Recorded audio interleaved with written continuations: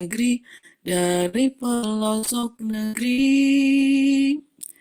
Teruskan cita-cita para pendiri negeri, memiliki negeri sejati, kemakmuran dan kesejahteraan bagi seluruh anak negeri.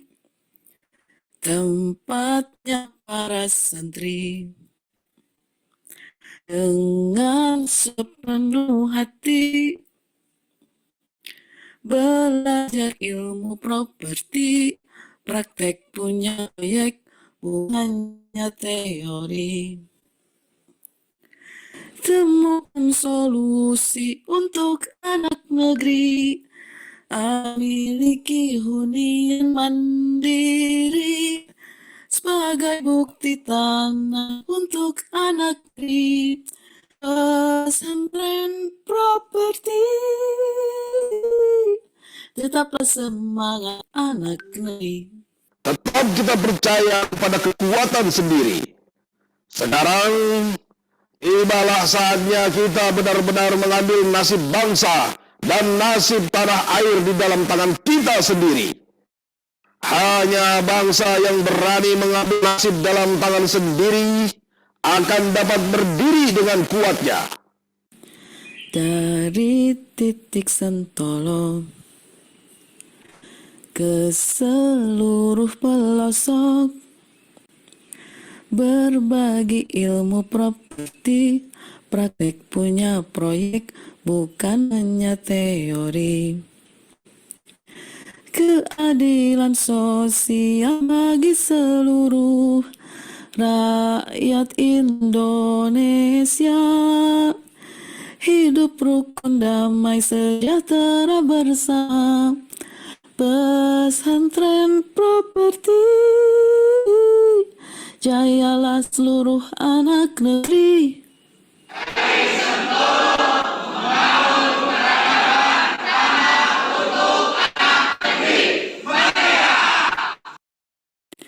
Pesantren properti mempunyai arti dan makna rumah pejuang tanah anak negeri dari pelosok negeri. Teruskan cita-cita para pendiri negeri, memiliki negeri sejati, kemakmuran dan kesejahteraan bagi seluruh anak negeri. Tempatnya para santri dengan sepenuh hati belajar ilmu properti, praktek punya proyek, bukan hanya teori.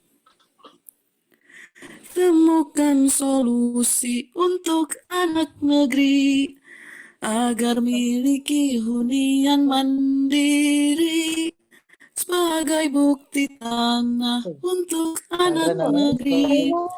Pesantren properti,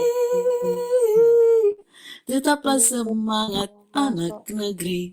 Tetap kita percaya kepada kekuatan sendiri. Sekarang tibalah saatnya kita benar-benar mengambil nasib bangsa dan nasib tanah air di dalam tangan kita sendiri. Hanya bangsa yang berani mengambil nasib dalam tangan sendiri akan dapat berdiri dengan kuatnya. Dari titik Sentolo ke seluruh pelosok, berbagi ilmu properti, praktek punya proyek, bukan hanya teori. Keadilan sosial bagi seluruh rakyat Indonesia, hidup rukun damai sejahtera bersama. Pesantren properti, jayalah seluruh anak negeri.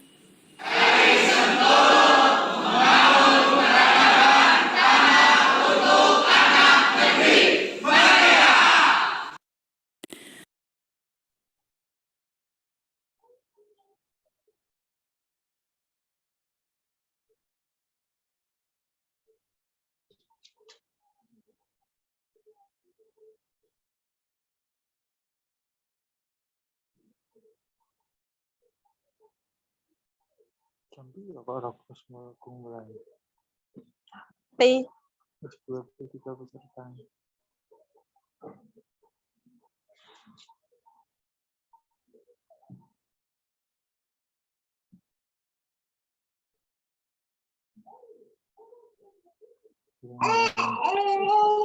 Kok timun lagi? Sebentar ngomong wajahmu udah pernah.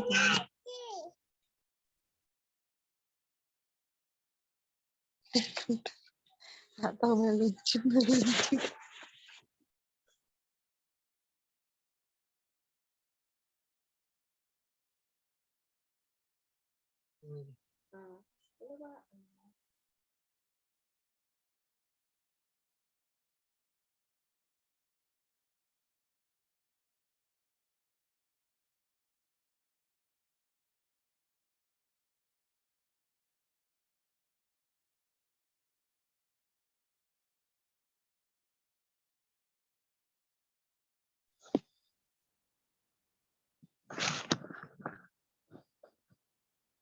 Baik, bismillahirrahmanirrahim. Assalamualaikum warahmatullahi wabarakatuh.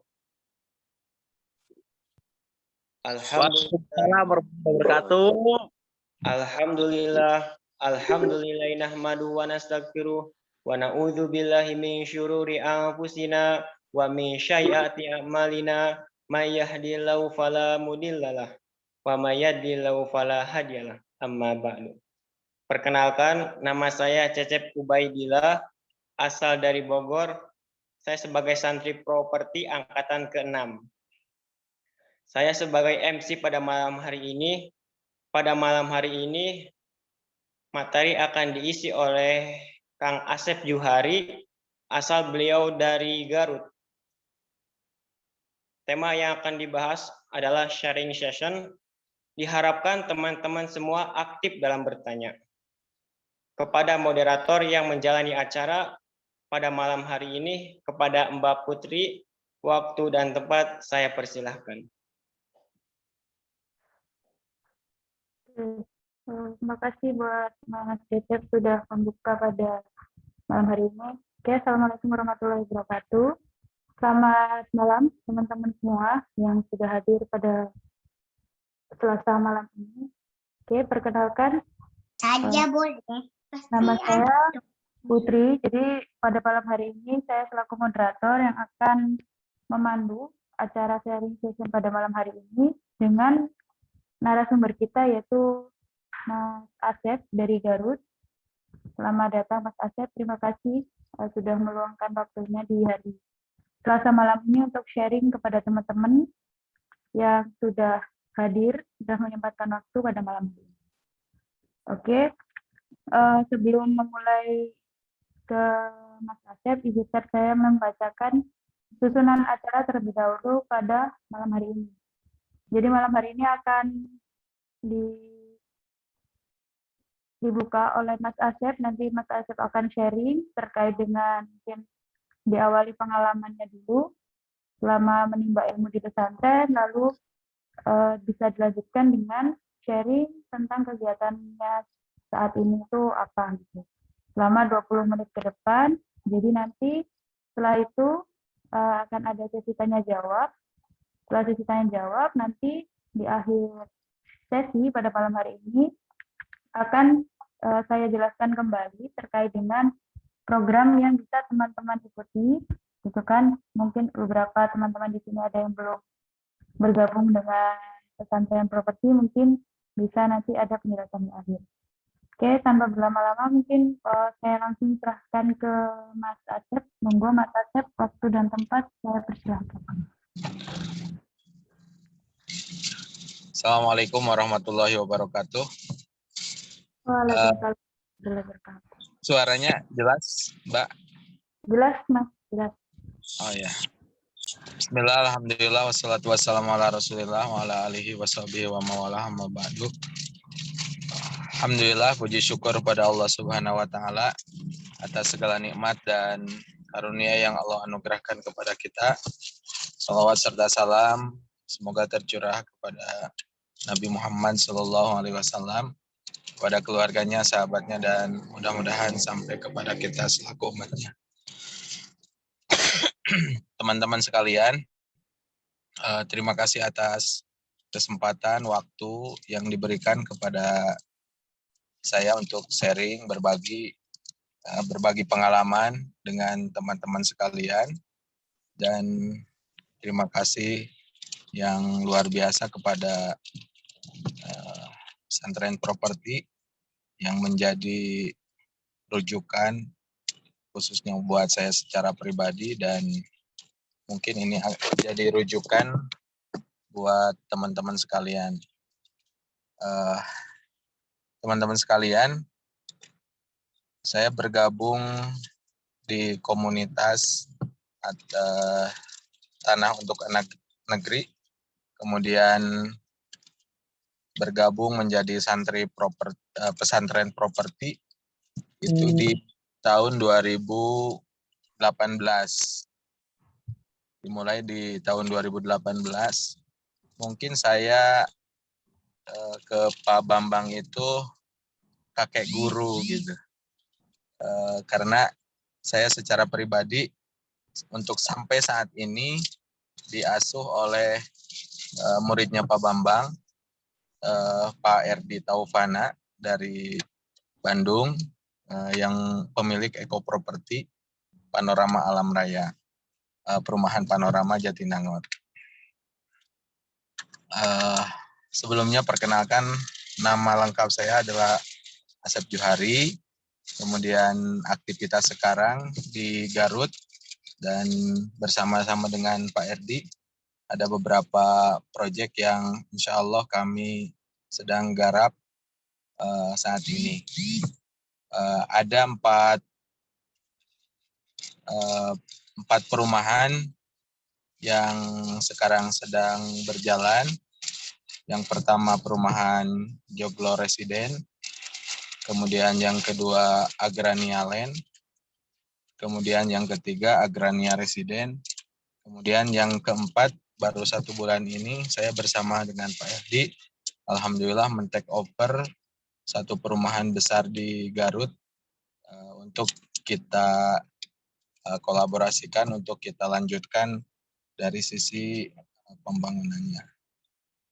Teman-teman sekalian, banyak ilmu yang luar biasa yang saya dapatkan sampai hari ini, terkhusus dari ajaran-ajaran atau apa yang disampaikan oleh Bapak Guru kita, oleh Pak Bambang.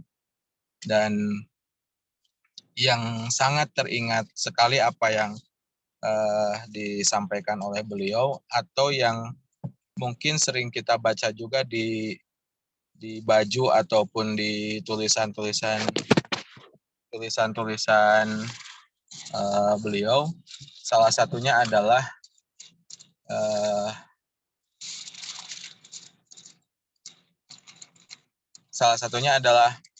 kita harus jadi orang yang punya jejak, punya dikenang karena nilai-nilai karya-karya kita. Dan di bisnis properti ini saya sering berpendapat bahwa di perumahan ini, di bisnis properti ini adalah kita sedang membuat sebuah peradaban. Kenapa saya katakan sebuah peradaban? Karena dengan perumahan yang kita hadirkan di suatu wilayah atau di satu kawasan itu, di sana akan jadi tempat kembalinya dari semua aktivitas kita. Para suami kembali, kemudian para ibu mendidik anaknya dengan kenyamanan kawasan yang kita hadirkan. Di sana akan tumbuh generasi-generasi yang akan datang. Maka kawasan perumahan itu sungguh luar biasa. Teman-teman sekalian, selain keberanian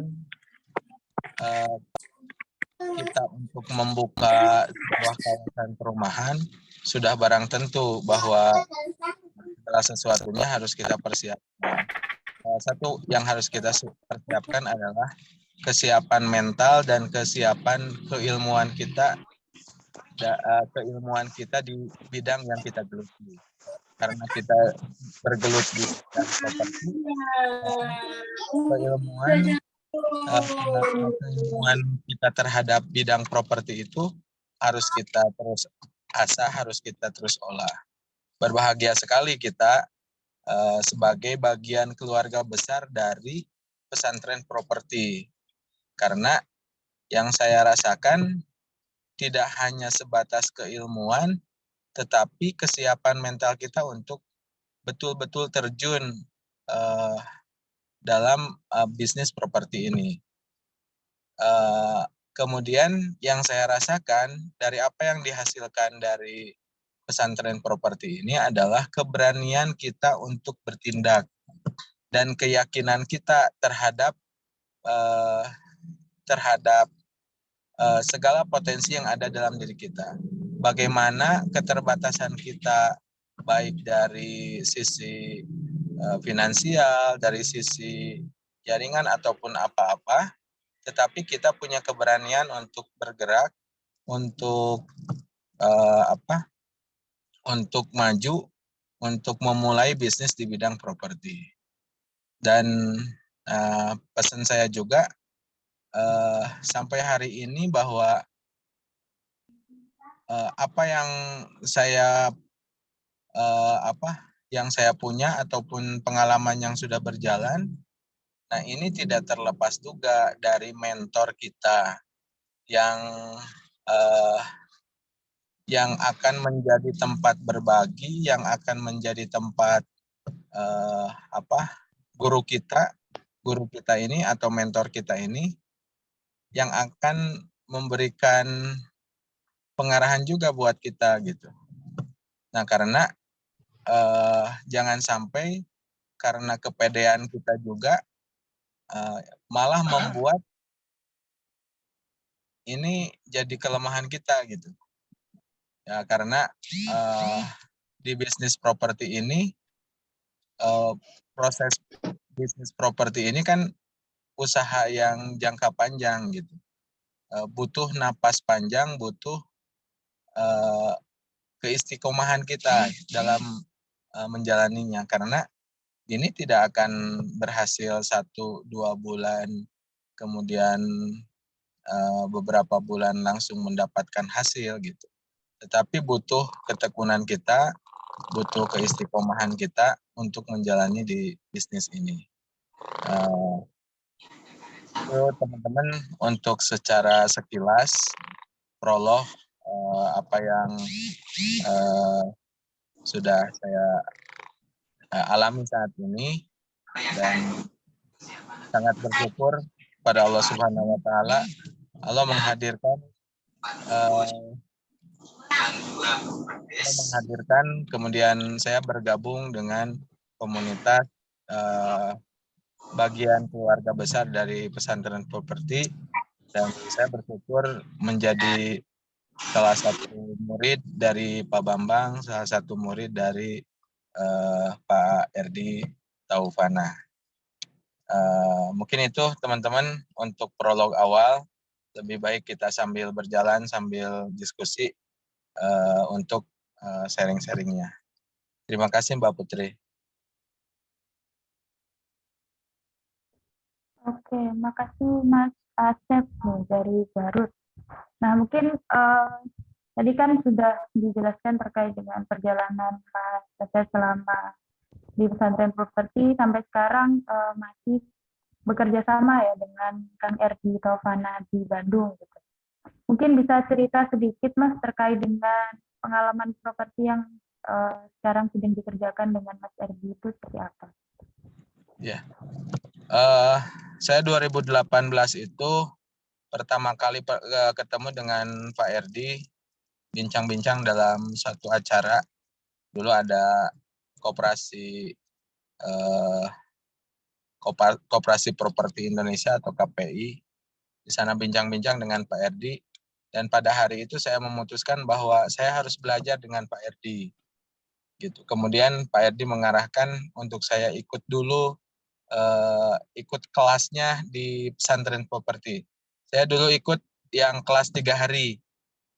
Selama 3 hari saya di pesantren belajar, walaupun singkat, tapi ada gambaran secara umum tentang bisnis properti.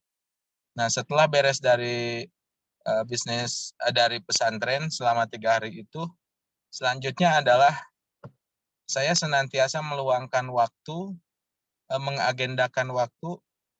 Dalam 1 bulan itu saya harus ketemu dengan Pak Erdi dan belajar tentang properti ke beliau. Saya masih ingat 2018 itu Pak Erdi bertanya, Kang Asep, berapa dana yang disediakan oleh Kang Asep untuk terjun di dunia di usaha properti ini?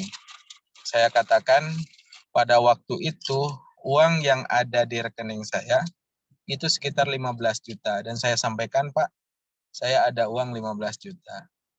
Dan luar biasanya beliau menyalami saya dan mengatakan bahwa Kang Asep, kita bismillah, dengan uang 15 juta ini kita buktikan bahwa Kang Asep insya Allah akan bisa menjadi developer properti, usaha bisnis di bidang properti ini. Dan itu sungguh motivasi yang luar biasa. Dengan bermodalkan 15 juta ini, saya bismillah untuk terjun di dunia properti. Memang bisnis bikin perumahan tidak cukup dengan 15 juta, tapi 15 juta ini menjadi dasar awal modal saya secara pribadi untuk memulai bisnis ini. Dari 15 juta itu, saya masih ingat 8 juta bikin akta PT, kemudian 2 juta untuk tambahannya legalitas perusahaan, dan 5 juta memang habis operasional ke sana kemari. Tapi saya yakin bahwa bagian terpenting selanjutnya adalah saya masih ingat apa yang disampaikan oleh Pak Erdi itu, Kang Asep, kita buktikan dengan 15 juta itu bisa jadi developer properti, tapi beliau ngasih syarat. Syaratnya itu adalah saya harus nurut kepada beliau gitu. Saya sebagai santri, sebagai murid, diwajibkan oleh beliau itu saya harus nurut kepada beliau gitu. Artinya apa yang direncanakan oleh beliau, tugas saya hanya menuruti saja gitu. Karena saya yakin bahwa beliau akan mengarahkan dari mulai A sampai Z untuk bisa saya membuka di usaha properti ini. Dan alhamdulillah tasyakur binikmah kepada Allah Subhanahu wa taala, dengan bermodalkan saya nurut kepada beliau, ya sampai saat ini ya saya sudah bisa membuka 4 lokasi di perumahan itu. Ya, saya nurut bagaimana beliau mengarahkan, kemudian cara negosiasi kepada pemilik lahan, bagaimana saya negosiasi kepada calon investor, dan saya mengikuti, kemudian saya melihat bagaimana beliau bernegosiasi, kemudian saya coba praktekkan, dan alhamdulillah di 2022 ini 4 lokasi sedang berjalan, dan 1 lokasi yang terakhir itu adalah saya kerjasama bersama-sama dengan beliau untuk di take over perumahan di Garut yang cukup luas. Begitu, Mbak. Oke, baik Mas Asep atas sharingnya. Jadi teman-teman mungkin ada yang mau ditanyakan, bisa langsung angkat tangan atau menuliskan di kolom chat. Kan ada yang menanyakan seputar mungkin bagaimana mengatur, tadi sudah sempat disinggung hanya 15 juta dari awal, 15 juta yang notabene kalau bikin perumahan itu bisa ber-MM gitu kan, tapi dengan niat dan juga pola pikir bisnis properti yang tentunya dibimbing oleh salah satu santri properti juga gitu kan, ada Kang Erdi, gimana mengolah cash flow, akhirnya sekarang dari 15 juta itu bisa sampai mendapatkan 4 lokasi gitu. Ini untuk penjelasan programnya, ada pertanyaan di chat. Untuk penjelasan program nanti mungkin bisa di akhir ya Mas ya. Nanti insya Allah akan kita jelaskan terkait dengan program. Gitu.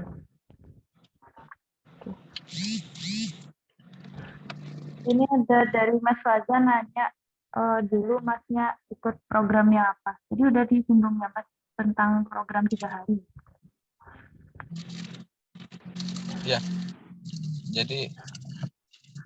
Ya, jadi saya ikut program kelas yang 3 hari untuk pembelajaran awal. Kemudian ada beberapa sesi yang dilakukan oleh pesantren properti, saya ikut juga. Kayak misalkan dulu ada acara milad pesantren properti.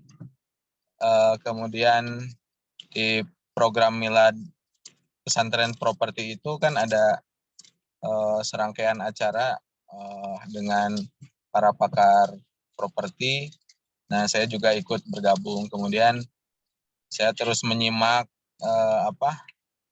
di Facebooknya pesantren properti, kemudian di Telegram, kemudian baca buku yang hasil karya Gopo Guru gitu. Dan itu semua terus dilakukan gitu.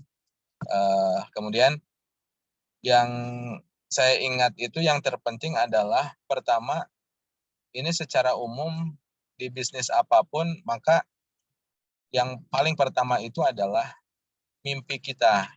Kita harus punya mimpi, kita harus punya tujuan, harus punya goal setting kita terhadap apa yang akan dilakukan oleh kita.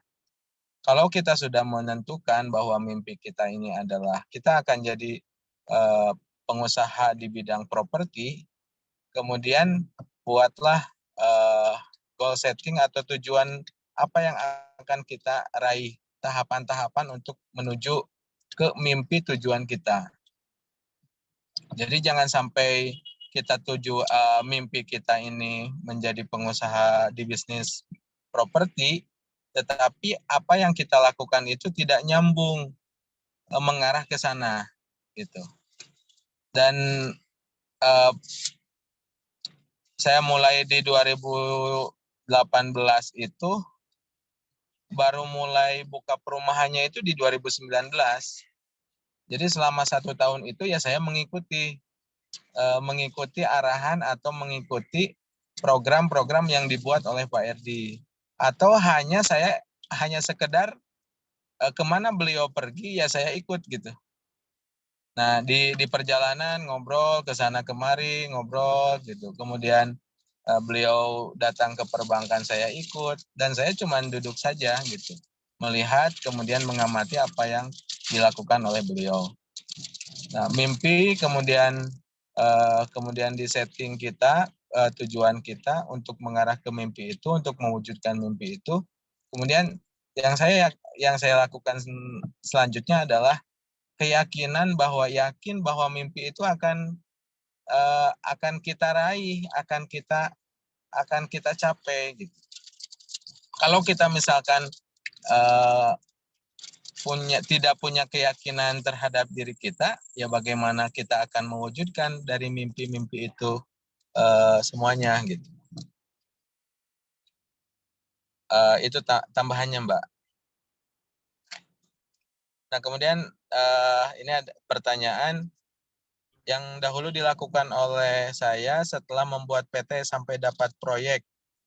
Pertama bagaimana dan apakah bisa diceritakan proyek pertama dahulu bagaimana? Nah, saya 2018 itu bikin PT. Kemudian bikin PT ini sebagai bentuk wujud keseriusan saya bahwa saya betul-betul serius ingin usaha di bidang properti ini. Maka bentuk keseriusan saya itu adalah bikin PT. Nah, di 2018 bikin PT, setelah bikin PT tidak langsung digunakan gitu. Tidak langsung digunakan karena ya lahannya belum dapat, kemudian permodalan untuk perizinan belum dapat gitu.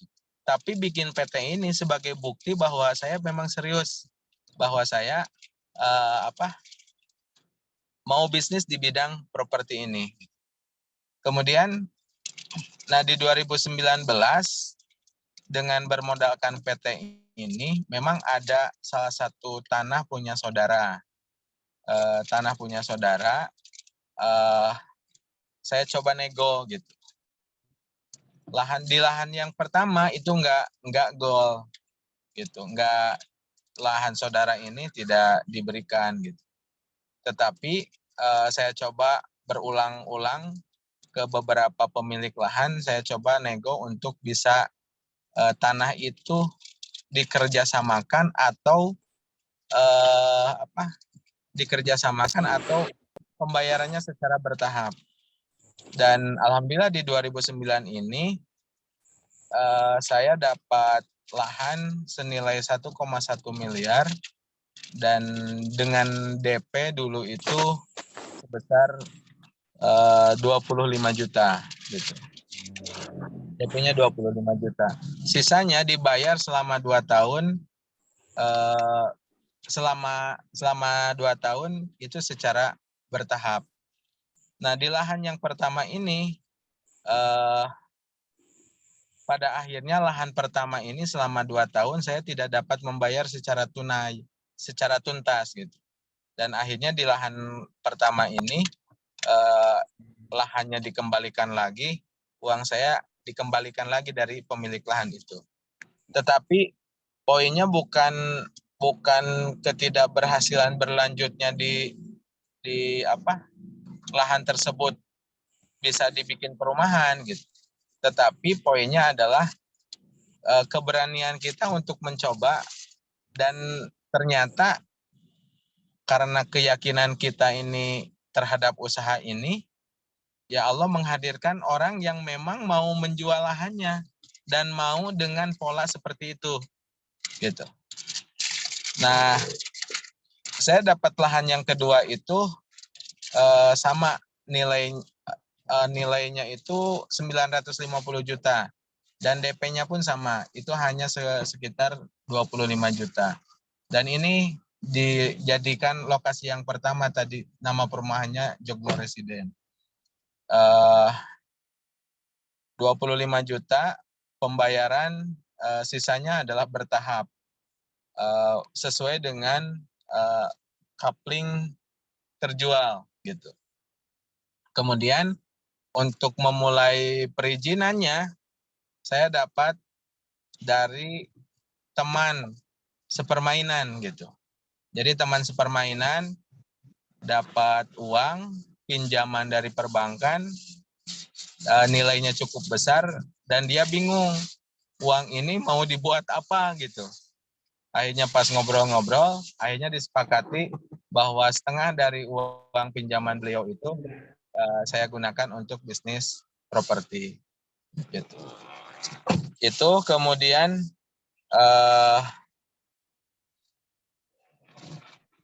Ini ada tambahan dulu, Mas. Tadi ada yang belum. Waktu menjalankan proyek yang pertama tadi itu pembentukan timnya bagaimana? Tadi kan sempat disinggung terkait pembuatan PT, itu butuh berapa SDM-nya? Uniknya yang di lokasi pertama itu, dulu saya tidak langsung rekrut karyawan. Jadi dulu ada jamaah masjid saya, dia itu memang seorang arsitek. Jadi karena dulu saya belum punya kegiatan terlalu ya belum ada kegiatan yang rutin, maka setiap sholat duhur dan asar berjamaah itu saya sholat berjamaah di masjid, dan salah satu makmum atau jamaahnya itu adalah karyawan arsitek yang kerja di perumahan dekat masjid tempat kami gitu. Nah, setelah habis sholat berjamaah, biasanya kita ngobrol-ngobrol gitu. Dan sempat pada waktu itu dia menawari saya untuk jadi subkon di perumahannya. Nah, terus akhirnya saya ngobrol, Pak, saya dapat lahan perumahan, Bapak bisa bantu buatkan set plan tidak? Nah, akhirnya saya dibuatkan set plan oleh beliau. Nah, saya pada waktu itu tidak langsung merekrut misalkan arsitek ataupun apa, tetapi saya merekrut orang freelance sesuai dengan kebutuhan, gitu. Sesuai dengan kebutuhan tim teknik, ya saya bayar sesuai saya butuhnya set plan, ya saya bayar orang untuk bikin set plan gitu. Karena keterbatasan dana gitu. Nah, kemudian dulu bagian selanjutnya yang ngurus perizinan. Maka saya cari orang yang biasa ngurus perizinan gitu. Dan saya bayar orang itu untuk ngurus perizinan gitu. Nah, sambil berjalan, rekrut satu orang. Jadi satu orang ini berfungsi sebagai admin, sebagai segala rupa lah gitu. Semua hal saya berdua dengan orang ini gitu. Tadi arsitek saya bayar sesuai kebutuhan, dia buat perencanaan gitu. Dia buat perencanaan dari mulai bikin set plan, kemudian dari RAB kawasan dan lain hal dia buatkan. Dan saya bayarnya hanya per project itu gitu. Dan uniknya dulu sempat pas lagi ngurus perizinan, saya belum punya gambar rumah gitu. Saya belum punya gambar rumah. Saya buka Facebook di alumni Sentolo, di alumni pesantren, dan rumahnya menurut saya bagus. Perumahan beliau itu di Indramayu gitu. Saya kontak beliau, Mas, saya mau bikin perumahan dan saya belum punya gambar rumah gitu. Bisa tidak gambar rumahnya saya pakai? Karena saya diminta oleh dinas gitu. Akhirnya, ya silahkan pakai saja gitu. Dan gambar rumahnya hampir mirip sekali dengan Santri Properti yang perumahannya di Indramayu. Walaupun ada perubahan sedikit-sedikit yang dibuatkan oleh tim teknis tadi. Nah, tim merekrut timnya itu sesuai kebutuhan, dan pada waktu itu pertama 2 orang, kemudian sampai berjalan untuk di proyek pertama itu tim intinya adalah 4 orang gitu. Itu untuk tim. Kalau sekarang ya alhamdulillah cukup lumayan lah, beberapa orang. Kemudian berapa tahun berproses sampai berani membuka proyek pertamanya. Modal berapa dan apa tips triknya untuk sebagai pemula. Jadi seperti yang disampaikan tadi, saya buka PT mulai itu di 2018, mulai action ngurus perumahannya itu di 2019 gitu. 1 tahun berproses, belajar ke sana kemari, nego ke sana kemari, pada akhirnya di 2019 bisa memulai. 2019 dan 2019 ini lika-likunya itu luar biasa gitu. 2019 perizinan beres, kita sudah dapat konsumen, di akhir-akhir tahun 2019 kita belum bisa akad karena kuota habis, kemudian transisi pemerintahan dari pas pergantian presiden untuk yang periode kedua gitu. Dan kita baru bisa akad di 2020. Nah, 2020 berjalan, belum selesai, kena COVID gitu. Akhirnya kita terhenti lagi gitu. Nah, tetapi tim kita ini memang kalau kita sudah buat tim, kita harus senantiasa menjaga tim ini supaya terus bersama dengan kita. Karena aset yang luar biasa itu adalah tim kita gitu. Bagaimana menjaga tim ini harus tetap solid, tim ini harus nyaman dengan kita, karena yang akan menggerakkan, yang akan membantu kita ini adalah tim kita sendiri. Kemudian gimana contoh negosiasi pada investor? Tolong kasih contoh 2 versi yang saling menguntungkan. Terima kasih. Jadi dulu saya untuk lokasi yang sekarang di perumahan Joglo ini, saya sampaikan begini. Dia percaya itu salah satunya adalah karena saya mengatasnamakannya udah PT, bukan secara pribadi lagi. Gitu. Kalau secara pribadi mungkin dia itu nggak akan terlalu percaya. Karena apa? Karena ya uangnya juga memang belum ada gitu. Tetapi dengan PT ini bukti bahwa kita ya taat asas lah gitu. Kemudian dan dia memahami bahwa saya tidak hanya sendiri gitu. Ada timnya gitu. Dan ya tadi itu timnya walaupun dia tidak resmi jadi karyawan yang dapat gaji bulanan, tetapi dia menjadi tim kita untuk membantu di proyek kita. Dan kita bayarnya per proyek gitu, sesuai dengan kebutuhan kita. Nah, yang saya lakukan dengan si pemilik lahan itu, dia memang dari 2 tahun sebelumnya itu sudah meminta untuk memasarkan si lahan tersebut gitu. Tetapi ya qadarullah bahwa lahan itu nggak laku-laku. Sampai pada akhirnya saya datang, kemudian saya sampaikan, Pak, lahannya karena ini sudah hampir 2 tahun nggak laku-laku. Nah, saya tanya, Bapak harganya mau berapa? Dia itu dulu menyampaikan harganya minta di 100.000 lebih per meter gitu. Nah, saya sampaikan, Pak, begini, anggap saja bahwa Bapak sudah 2 tahun si lahan ini belum laku-laku. Akhirnya saya sampaikan, anggap saja Pak, lahan Bapak ini selama 2 tahun masih pada posisi nggak laku.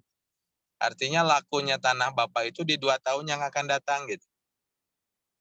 Nah, mungkin 2 tahun yang akan datang Bapak harganya bukan 100.000 lebih lagi per meter gitu. Bapak akan lebih gitu. Ya saya sampaikan, bagaimana kalau si tanah Bapak ini saya beli dengan harga untuk 2 tahun yang akan datang.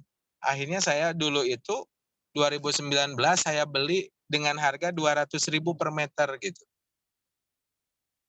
Nah, 200.000 per meter. Nah, artinya dia juga maunya itu kan dulu hanya 100.000 per meter gitu. Saya sampaikan, Pak, saya beli dengan harga 200.000 per meter. Tapi bayarnya secara bertahap sesuai kalau laku gitu. Dan saya janjikan bahwa selama 2 tahun ini lunas gitu. Kalaupun selama 2 tahun nggak lunas, Bapak tetap dapat kompensasi kenaikan harga tanah yang akan datang gitu. Akhirnya sepakat dan dia senang. Kenapa senang? Dia maunya harganya 100.000, saya beli 200.000. otomatis kan 2 kali lipat itu. Nah, kenapa saya berani 200.000? Karena pertama saya butuh portofolio harus memulai usaha di bisnis properti ini. Kemudian yang kedua, si harga 200.000 pun masih masuk ke RAB yang kita buat dan patokannya adalah RAB ini gitu. Nah, kemudian yang ketiga, ternyata beliau menjual tanah sebesar 950 juta ini, sebetulnya uang dia itu tidak butuh uang sebanyak 950 juta. Dia hanya butuh itu sekitar 50 jutaan gitu. Dan pas saya jadikan, oke Pak, saya Bapak kebutuhannya hanya sebesar 50 juta, maka saya penuhi kebutuhannya gitu. Walaupun 50 juta pun nggak langsung 50 juta. Nih Pak, saya sambil pas nego itu, saya siapkan memang uang tanda jadi. Tanda jadinya pun berapa gitu. Nah setelah jadi, akhirnya pengikat DP-nya itu di 25 juta. Dan kita komitmen bahwa kebutuhan dia yang mendesak sebesar 50 juta itu ya kita tutupi gitu. Nah teman-teman sekalian, terkadang orang yang mau jual lahan itu tidak butuh uang sebesar yang nilai asetnya tersebut gitu. Nah dia jual aset misalkan tadi nilainya 950 juta, tapi dia itu yang mendesak hanya butuh sekitar 50 juta. Dan itu memang terjadi gitu di beberapa si pemilik lahan. Nah itu salah satunya. Kemudian berdasarkan pengalaman Akang memungkinkan tidak kalau buka proyek tanpa modal?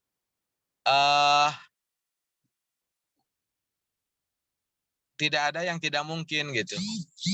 Memang secara umum bahwa saya sampaikan di awal itu, saya buka proyek itu memang ya pasti bakal butuh modal gitu. Tetapi modal itu tidak hanya sekedar modal dalam bentuk nilai uang gitu. Pertemanan itu jadi modal. Kemudian kepercayaan orang lain itu jadi modal. Ya saya sampaikan bahwa dulu saya memang bermodalnya itu 15 juta untuk bikin PT dan operasional saya ke sana kemari gitu. Untuk ikut pelatihan-pelatihan, ikut belajar di Sentolo gitu. Kemudian negosiasi lahan tadi nilai lahan 950 juta dikasih DP 25 juta dan uang 25 juta pun bukan uang saya secara pribadi, tetapi uang teman saya hasil pinjaman dari bank yang uangnya itu saya dititipkan ke saya untuk dibuat usaha gitu. Nah, secara modalnya ya modal uang saya pribadi 15 juta, sisanya modal teman saya untuk uangnya diputar atau sama-sama dibuat di bisnis perumahan. Teman saya yang nitip uang itu dia tidak ikut terlibat secara langsung di operasional gitu, karena dia punya pekerjaan sendiri gitu. Itu dan di investor itu banyak investor juga yang banyak uang, yang punya uang, yang terkadang bingung juga uangnya itu harus dipakai apa gitu. Harus dipakai apa dan banyak juga yang memang backgroundnya banyak uang, tetapi tidak pandai untuk melakukan usaha dan tidak punya keberanian untuk melakukan usaha gitu. Nah itu penting juga gitu teman-teman. Nah pentingnya itu adalah bagaimana memunculkan bahwa kita itu layak dipercaya gitu. Bahwa kita itu layak dipercaya ya untuk mengelola lahan, untuk dapat investor. Faktor terpentingnya adalah bagaimana caranya kita dapat dipercaya oleh orang lain. Dan salah satunya adalah saya sering menyampaikan ke teman-teman itu memantaskan diri kita gitu. Bahwa kita ini pantas untuk jadi pengusaha properti, bahwa kita itu pantas untuk mendapat kepercayaan dari pemilik lahan, bahwa kita ini pantas layak untuk dapat kepercayaan dari investor gitu. Kemudian kita juga dapat pantas layak untuk mengelola perumahan itu gitu. Ini berhubungannya nanti akan dengan konsumen gitu. Bahwa perumahan kita ini layak, kemudian bagus, layak untuk konsumen kita itu tinggal di perumahan kita. Kemudian selanjutnya dari Mas Arif, model gaya bangunan, model terfavorit untuk pangsa pasar menengah ke atas. Nah, kalau itu jadi memang kan ini akan berbalik lagi dengan selera. Terkadang di beberapa daerah punya seleranya masing-masing. Memang ini harus, kalau idealnya sih ada riset gitu. Ada riset model yang digemari oleh anak-anak sekarang seperti apa gitu. Kemudian orang yang menengah ke atas itu otomatis akan berbeda dengan rumah kebutuhan gitu. Ya, rumah FLPP kan rumah kebutuhan, tapi untuk yang kalangan menengah ke atas itu tidak hanya sekedar rumah kebutuhan, tapi ada nilai privasi, ada nilai kepuasan, ada nilai gengsi gitu. Kemudian mereka melihat trennya apa gitu. Nah, memang itu butuh riset yang kalau mau ideal butuh riset gitu. Nah, tapi untuk yang di 3 perumahan yang saya sekarang itu modelnya adalah model ada yang model pelana gitu. Kemudian rumah 1 lantai tapi terlihat seperti 2 lantai gitu. Ada, karena di dalamnya bisa juga nanti dikembangkan untuk yang mezanin gitu. Kemudian saya dengan tim arsitek ini, tim teknik ini, sekarang rumah-rumah 2 lantai, rumah 2 lantai tipe 50 tapi dibuat 2 lantai. Kalau kebanyakan kan misalkan tipe 30 yang rumah subsidi, kemudian ada tipe 36, tipe 45, tapi itu dibuatnya 1 lantai. Nah, kalau di kami sekarang tipenya ada yang tipe 45, tipe 50, tapi dibuat 2 lantai gitu. 2 kamar tapi dibuat 2 lantai. Dan lantai 2-nya itu kan nggak full, nggak penuh gitu. Lantai 2-nya itu hanya ada 1 kamar dan ada satu kamar WC, kemudian tidak secara utuh full semua gitu. Karena untuk mengejar supaya 50 bisa dibuat 2 lantai. Kemudian bagaimana tahapan renovasi rumah second atau bekas? Nah, kalau itu sih ini bisa, saya melihat ada teman saya itu dia konsen di disebutnya itu kayak flipper gitu. Jadi dia itu datang ke bank nyari rumah-rumah yang mau dilelang gitu. Nah, kemudian dia nego ada yang udah mau lelangan bank, artinya dia beli ke bank gitu. Ada juga yang dia dapat info dari orang bank, ada nasabah yang sudah tidak mampu bayar gitu. Akhirnya dia datang ke nasabah itu, nego daripada dilelang oleh bank yang terkadang harganya jatuh banget. rumahnya dibeli gitu. Si pemilik rumah happy karena uangnya kembali, pihak perbankan pun happy gitu karena si rumahnya ditutup. Nah, terus dia beli dari lelangan bank atau yang rumah mau dilelang, kemudian dia renovasi gitu, renovasi diperbaiki, kemudian dia jual lagi gitu. Nah, untuk renovasinya ya dia otomatis menggunakan jasa arsitek gitu. Kemudian dihitung dihitung untuk perbaikannya. Kemudian akhirnya dia dapat lebih dari unit yang dibeli tersebut gitu. Kemudian bagaimana ingin menjadi developer awal tapi kita belum memiliki nama PT alias menjadi developer perseorangan. Teman-teman sekalian,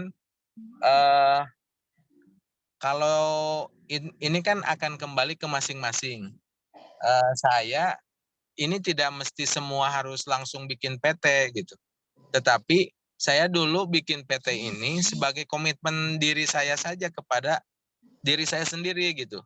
Bahwa saya ingin jadi developer properti dan buktinya itu saya bikin PT gitu. Dan buat teman-teman ini nggak mesti harus gitu. Ini sesuai kebutuhan saja. Bisa bermula seperti teman saya tadi, beli rumah bekas, direnovasi, kemudian dijual lagi. Ada yang beli satu kafling, kemudian digambar, ditawarkan, diiklankan, kemudian ada yang beli, dibangun. Nah, itu bisa bermula seperti itu juga. Atau buat teman-teman, dari sisi legalitas bisa PT, tapi sekarang itu pemerintah di Undang-Undang Cipta Kerja itu ada PT pribadi dan bikinnya juga cukup murah, hanya online itu kalau nggak salah sekitar 50 ribuan lah, 50 ribuan, 50 ribu untuk download aja. Jadi bisa nanti di searching, dicari informasi tentang pembuatan PT pribadi gitu. Nah, bisa juga seperti itu. Nah, kemudian proses konstruksi apa membangun setelah unit terjual akan nah, kalau rumah subsidi tetap saja rumah subsidi ataupun rumah komersil kita membangun itu setelah ada konsumennya gitu. Karena kita nggak kuat kalau untuk buat di perumahan kita itu ready stock gitu. Nah, promosi, kemudian ada yang laku, biasa keperbankankan, setelah dari perbankan oke, SP3 keluar, baru kita bangunkan. Nah, kemudian karena permodalan kita terbatas, nah teman-teman untuk pembangunan, kalau kita mampu bangun sendiri ya boleh saja kita bangun sendiri. Tetapi kalau misalkan cash flow kita nggak kuat, banyak saudara-saudara kita di luar itu para pemborong atau para subkon yang siap untuk memodali kita untuk membangun bangunan. Dan banyak juga yang mereka itu mau asal sudah ada SP3K dari bank, mereka mau membangunkan sampai beres, sampai selesai, dibayar kalau uang dari perbankan itu sudah turun. Gitu. Ada juga gitu. Dan banyak saudara-saudara kita yang konsen di konstruksi dan mau untuk membangunkan terlebih dahulu unit-unit rumah kita. Nah, apa membangun setelah unit terjual? Ya tadi, kemudian pembiayaan bangunan, fasilitas, dan unit bangunan. Nah, kalau pembiayaan bangunan itu bisa kita mengajukan KYG juga ke perbankan. Nah, atau ada juga beberapa perbankan dari BPR sekarang itu, beberapa BPR itu berani untuk membiayai walaupun perizinan kita belum selesai 100%. Mereka sifatnya itu dana talang. Nah, dana talang untuk membiayai awal buat perizinan kita. Biasanya mereka asal legalitas lahannya sudah pelepasan hak, kemudian kalau dari walaupun IMB atau PBG-nya belum keluar, asal sudah bebas dari LSD atau KRK, rencana KRK atau kalau dulu IPPT, kalau itu sudah keluar, mereka mau memproses gitu. Dan itu bisa juga konsultasi ke beberapa perbankan. Kemudian, nah kalau fasilitas di unit bangunan itu sesuai dengan kelas rumah yang kita jual. Kalau rumah FLPP kan standar pemerintah. Nah kalau rumah komersil ya tergantung nanti jenis rumah yang kita jual gitu. Semakin komplit, semakin bagus fasilitasnya, maka semakin besar juga nilai jual yang kita tawarkan. Nah terkadang ada penambahan gimmick atau penambahan kualitas bangunan yang justru akan mempertinggi dari nilai jual rumah kita itu. Nah itu sementara Mbak, kalau ada yang terlewat atau yang Ini mungkin mau pertanyaan didiskusikan. dari Mas Rizal, pertanyaan terakhir ya, Pak Asep, dari Mas Rizal dari Sukabumi. Oh ya, dari Mas Rijan Sukabumi. Proses perizinan untuk FLPP sendiri dari awal sampai izin selesai itu rata-rata berapa lama, Kang? Nah, ini tergantung di kebijakan di Pemdanya masing-masing. Masing-masing daerah itu beresnya itu kadang tidak sama. Secara aturan memang harusnya tidak lama, tetapi secara prakteknya cukup memakan waktu juga gitu.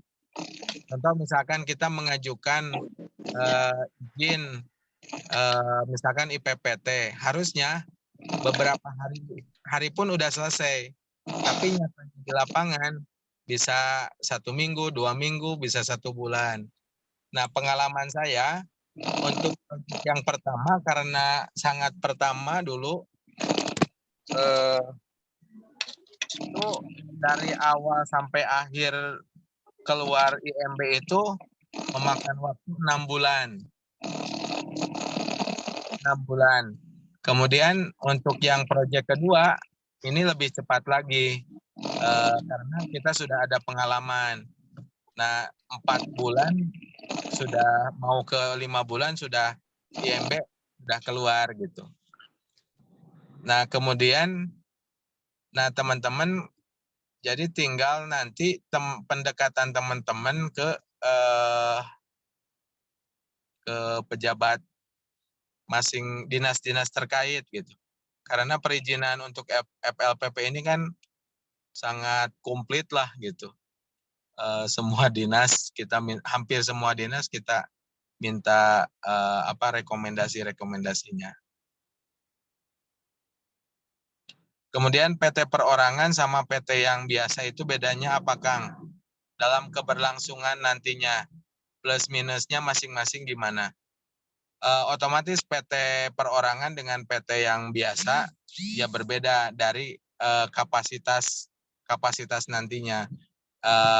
Otomatis kalau misalkan kita sudah bermain kawasan untuk misalkan sudah minimal misalkan 5,5 hektar, 5.000 meter atau 3.000 meter, ya otomatis kita memerlukan legalitas PT itu sendiri. Nah, saya tadi menyarankan legalitas PT perorangan itu untuk menjawab tadi bisa jadi kita bermainnya di unit-unit kecil, kapling-kaplingan. 1 kapling kita beli, 2 kapling kita beli, bangunkan rumah atau kita jualan. sudah ada pembeli, kemudian sudah ada pembeli baru kita bangunkan gitu. Nah, saya menyarankan untuk dicoba dipelajari PT perorangan itu salah satunya untuk itu. Kemudian plus minusnya kalau misalkan kita udah masuk ke kawasan, kemudian ke perbankan, biasanya perbankan melihat juga dari akta pendirian PT kita. Apakah kapasitas dari PT kita ini mampu tidak, kemudian dari perorangan nilai saham di PT ini layak tidak gitu. Kemudian plus minusnya kalau PT ya nanti kan salah satunya ya kita harus taat pajak juga gitu. Karena akan disorot juga oleh pihak pajak gitu. Nah, itu salah satunya. Kemudian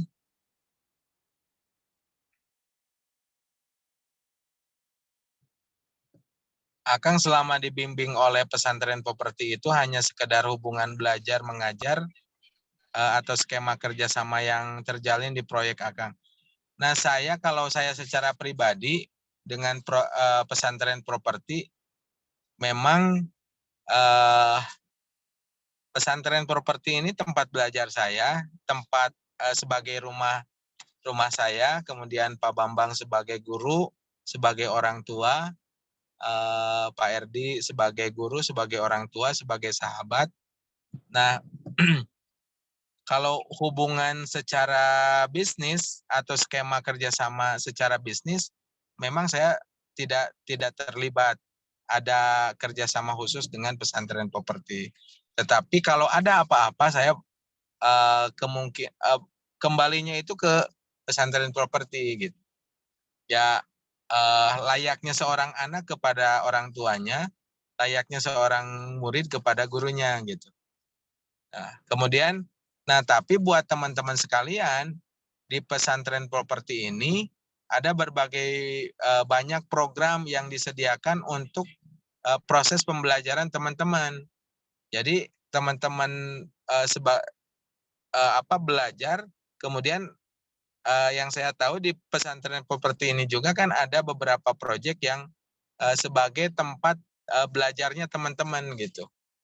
Nah, ini bisa dicoba juga gitu. Karena apa yang saya sampaikan tadi mungkin tidak akan berlaku untuk semua gitu. Tapi itu gambaran saja gitu. Tetapi manakala pesantren properti sudah menyediakan lahan atau tempat belajar untuk bisa belajar kemudian langsung praktek, menurut saya itu salah satu solusi yang luar biasa karena teman-teman akan langsung bisa mempraktekannya langsung gitu dan langsung dibimbing oleh para senior atau para santri atau langsung bisa jadi langsung Pak Bambang sendiri yang turun tangan untuk membimbing teman-teman sekalian di program yang disediakan oleh pesantren properti gitu.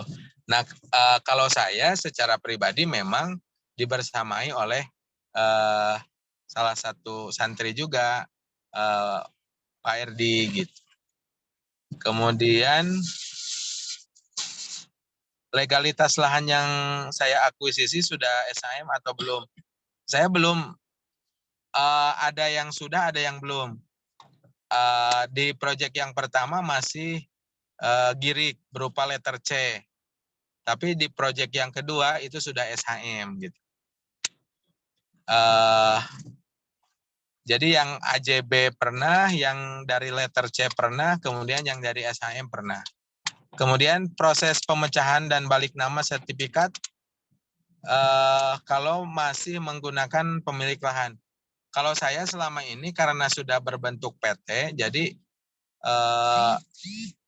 dari lahan letter C ataupun AJB ini dibalik nama diindukkan dulu ke PT gitu. Nah, dari PT sudah atas nama PT baru dipecah si sertifikatnya itu SHGB gitu. Nah, apakah tim dari pesantren properti ikut bergabung ke tim saya? Kalau awal itu tim saya tidak ada yang dari pesantren properti gitu, orang luar semua gitu. Nah, kalau yang sekarang di proyek yang keempat ini ada santri properti yang santri pesantren properti yang ikut bergabung di bersama-sama dengan saya. Gitu. Itu kemudian itu Mbak sementara. Oke, mungkin terima kasih Mas Asep atas sharingnya. Mungkin pada malam hari ini teman-teman cukup antusias ya pada malam hari ini. Terima kasih buat teman-teman yang sudah aktif dalam sesi pada malam hari ini. Semoga apa yang Mas Asep sharingkan kepada kita semua dan juga tadi sudah ada beberapa pengalaman yang bisa teman-teman pelajari mungkin untuk kedepannya, baik yang sudah jalan di properti maupun yang baru akan terjun di dunia properti seperti itu. Nah, saya minta izin waktunya untuk 5 menit ke depan gitu kan untuk menjelaskan terkait program. Jadi di dalam waktu dekat ini teman-teman bisa mengikuti program bootcamp properti gitu kan di tanggal 5-6 November besok. Jadi tanggal 5 sampai 6 November besok ada bootcamp properti selama 2 hari. Jadi bootcamp properti itu kita khususkan untuk teman-teman yang mungkin masih pemula dalam dunia properti. Seperti mungkin nanti akan diberikan dulu gambaran kepada teman-teman seperti apa sih bisnis properti itu gitu. Lalu kita bisnis properti itu apa sih yang diperlukan untuk memulainya? Apakah perlu modal yang besar atau bagaimana cara kita berkomunikasi atau bernegosiasi dengan pemilik lahan, lalu bagaimana dengan jalan yang kita punya, lalu dengan relasi yang kita punya, itu bagaimana sih cara kita untuk bisa survive di dunia properti. Nanti dijelaskan selama 2 hari di tanggal 5 sampai 6 November. Jadi teman-teman di sini yang mungkin tadi ada beberapa pertanyaan yang belum terjawab, gitu kan, karena keterbatasan waktu. Kita maaf yang sebesar-besarnya karena memang hari ini asal sharing kita cukupkan dulu karena sudah malam juga. Jadi teman-teman mungkin nanti setiap Selasa kita akan adakan sharing, gitu kan, teman-teman bisa hadir dengan nanti ada narasumber-narasumber lain yang akan menceritakan lah tentang bagaimana perjalanan mereka, bagaimana perjalanan selama mengikuti pendidikan sampai bisa memiliki proyek, baik itu proyek perumahan maupun proyek asli seperti itu. Nah, untuk program-program lanjutannya itu kami juga mengadakan beberapa program seperti program boarding, lalu ada smart edu, dan juga program-program lain yang bisa teman-teman ikuti. Tapi memang kita menyarankan teman-teman buat hadir terlebih dahulu di acara bootcamp 2 hari agar teman-teman memiliki gambaran atau wawasan dasar-dasar properti terlebih dahulu. Seperti itu. Mungkin pada malam hari ini saya cukupkan dulu. Terima kasih Mas Asep atas sharingnya. Terima kasih juga untuk teman-teman yang sudah hadir pada malam hari ini, sudah menyempatkan waktu. Nanti jika ada yang perlu ditanyakan bisa menghubungi nomor admin, nanti akan kita cantumkan di kolom chat gitu teman-teman. Terima kasih banyak atas atensinya pada malam hari ini. Mungkin bisa saya kembalikan ke MC kepada Mas Cecep. Monggo Mas Cecep ditutup acara pada malam hari ini. Terima kasih. Saya Putri pamit undur diri. Assalamualaikum warahmatullahi wabarakatuh. Waalaikumsalam warahmatullahi wabarakatuh. Terima kasih kepada pemateri yang telah berbagi ilmunya kepada kita semua. Mudah-mudahan ilmunya disampaikan bermanfaat khususnya untuk beliau, umumnya untuk kita semua. Terima kasih rekan-rekan sekalian yang telah yang telah menyempatkan hadir di malam hari ini. Mohon maaf bila ada kesalahan baik itu dalam tutur kata maupun yang lainnya. Terima kasih, saya cukupkan. Wassalamualaikum warahmatullahi wabarakatuh. Waalaikumsalam warahmatullahi wabarakatuh. Turun sedayana. Assalamualaikum. Waalaikumsalam warahmatullahi wabarakatuh. Amin. Alumni.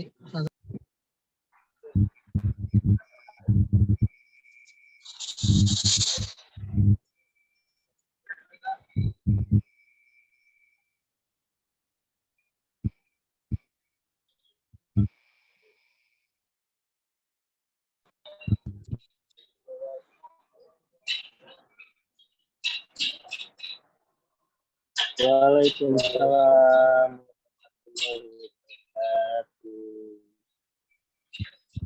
Waalaikumsalam Selamat malam. Makasih Kang Asep. Damang Kang Asep.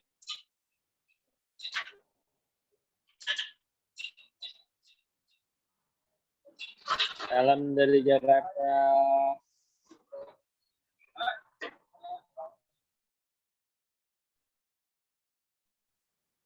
Mbak Putri di Jogja, apa kabar?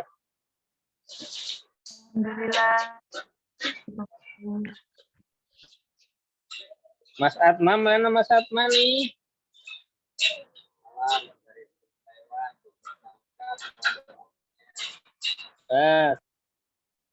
Ini yang besok mau berangkat ke Taiwan, berjuang di negeri orang.